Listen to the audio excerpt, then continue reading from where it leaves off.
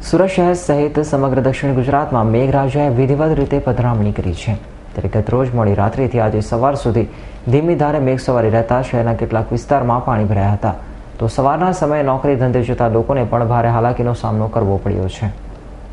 સુરત શહેરમાં શુક્રવારે મધરાતથી શહેરમાં ધીમી ધારે શરૂ થયેલ વરસાદ શનિવારે પણ યથાવત રહ્યો હતો.